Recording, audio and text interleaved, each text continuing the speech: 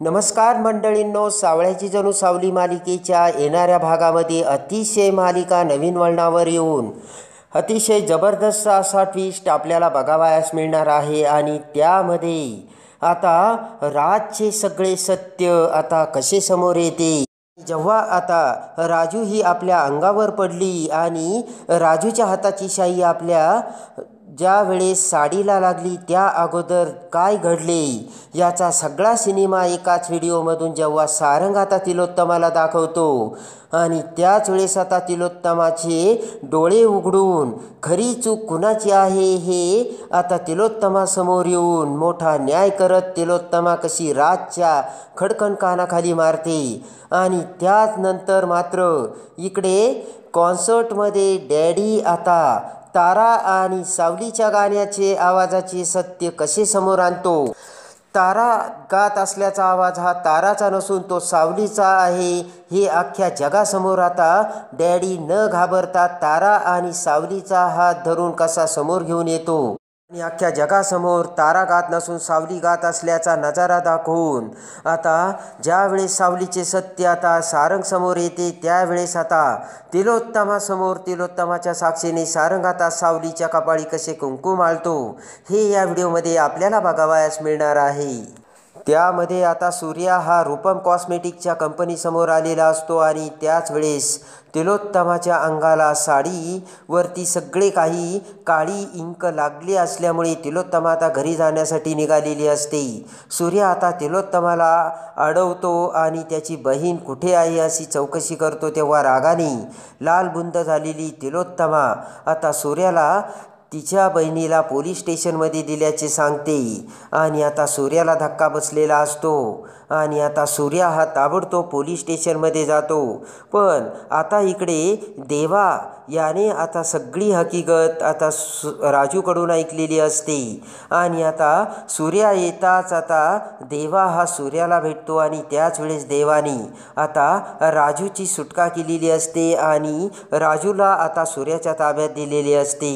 आणि त्याच वेळेस आता राजू ही सूर्याला आपल्यासोबत काय काय घडलं ही सगळी हकीकत सूर्याला सांगताच आता रागाने सूर्या हा आता तुळजा राजू आणि भाग्यासोबत आता मेंदळ्यांच्या घरासमोर आलेला असतो. इकडे आता तिलोत्तमा रागाने घरी येताच आता सारंग हा तिलोत्तमाची ती अवस्था बघतो आणि तिलोत्तमाला समजावून तिलोत्तमाला शांत करतो. तिलोत्तमाला खाऊ पिऊ सुद्धा घालतो. त्याच वेळेस आता राजसुद्धा इकडे सूर्या बाहेर आल्यामुळे बाहेर आलेला असतो. आणि त्याच वेळेस आता राजची कॉलर पकडून सूर्या आता राजला जाब विचारतो. आणि त्याच वेळेस आता जेव्हा हा सूर्या आता राजला मारू लागतो त्याच वेळेस सारंग तिथे येऊन सूर्याचा हात धरतो. आणि जेव्हा दोघे एकमेकांना बघतात तेव्हा आता सगळ्यात मोठा दोघांनाही धक्का बसलेला असतो.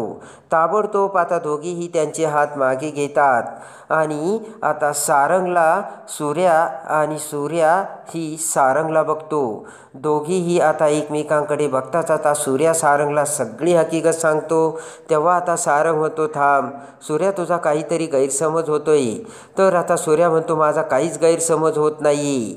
आणि आता खऱ्या खोट्याची शहानिशा करण्यासाठी सारंगने सूर्याकडे वेळ मागितलेला असतो. पण सूर्या ही काही आता ऐकणारातला नसतो. आणि त्याच वेळेस सूर्याने आता मेंदळ्यांच्या घरासमोरच तंबू ठोकलेला असतो. आणि काही जरी झालं तरी आता या मेंदळ्यांना त्यांची लायकी आणि जागा दाखवून द्यायचीच हे आता पक्क सूर्याने ठरवलेलं असतं. इकडे आता राजने सारंगला फक्त त्या मुलीची चूक आहे आणि ती मुलगी आपल्या कंपनीवरती बोट ठेवून वाटेल ते आरोप करत होती आणि वाटेल ते बोलत होती आणि तिनेच आईच्या साडीवरती इंक सांडली हे सगळं त्याच्या पद्धतीने आता राजने सांगितल्यामुळे सारंगला सुद्धा काही कळत नसतं. तर आता सूर्याची बाजू ऐकून घेतल्यानंतर ताबडतोब राज आणि सूर्या यांच्यामध्ये खरं कोण बोलतं आणि खोटं कोण बोलतं हे आणि काही गैरसमज आहे का हे सगळं पडताळून बघण्यासाठी सारंगने आता कंपनीचे CCTV फुटेज मागून घेतलेले असते. आणि त्यामध्ये आता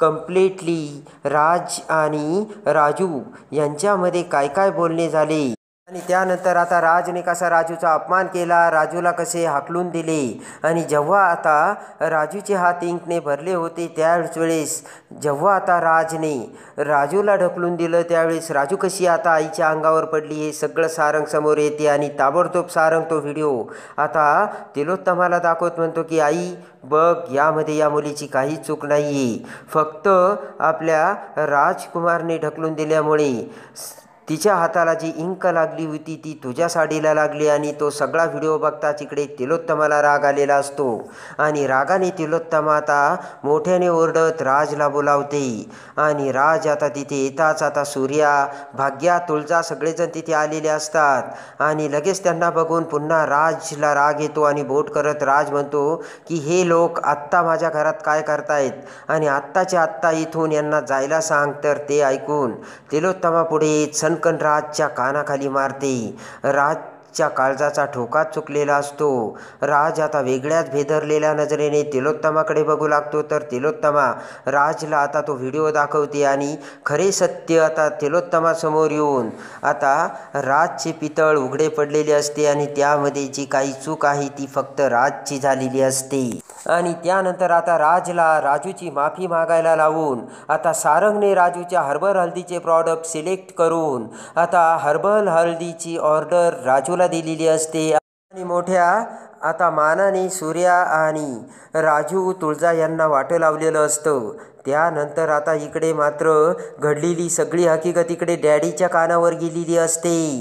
ज्या वेळेस आता सावलीने तुळजा आणि भाग्यासाठी गाणं गायलेलं असतं, राजूच्या प्रॉडक्टसाठी ॲड केलेली असते, त्यामध्ये जे गाणं असतं ते आता फुल हिट झालेलं असतं आणि त्या गाण्याची आता सगळीकडे चलती सुरू झालेली असते. आणि जेव्हा आता भैरवी ते सगळं बघते म्हणजे जयंतीने आता तो व्हिडिओ ती ॲड भैरवीला पाठवलेली असते आणि सावलीने वचन मोडलं आणि सावली ही आता त्या राजूच्या प्रॉडक्टसाठी गाणं गायली हे भैरवी समोर येऊन ताबडतोब आता भैरवीला राग येऊन भैरवी आता डॅडीकडे येते आणि म्हणते की माझ्या मुलीच्या आवाजात तुझ्या प्रॉडक्टची ॲड करायला तुझी हिंमत कशी झाली. तर आता डॅडीला सुद्धा राग आलेला असतो आणि डॅडीचा भैरवीने जबरदस्त अपमान केलेला असतो.